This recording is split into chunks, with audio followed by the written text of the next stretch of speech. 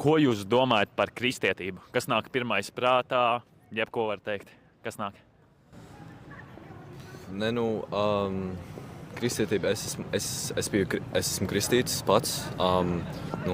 Es nezinu, es teiktu, man ir vienkārši pozitīvas domas par kristietību. Nekas negatīvs nevar īsti iedomāties.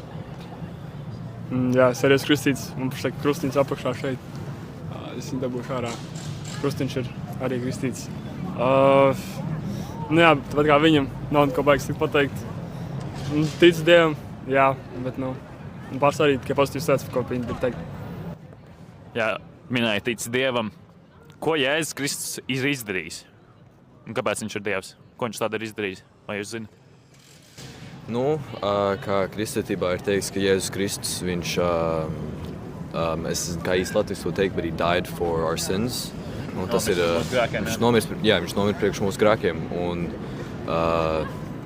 tas, ko viņš ir mums izdarījis, un tas ir, kāpēc kristietībā viņš arī ir uzskatīts kā Dievs. Es personīgi neko nezinu. Es neesmu baigi iedziļinājies tajā visā. Diemžēl man nekāds to zināšanas nav. Bet Dievam es ticu. Un pārsvarā visu, ko es zinu, ka to, ko viņš teica, to fragmentu, ka he died for our sins, tas vienīgais īsti, kas to visu zina, diemžēl.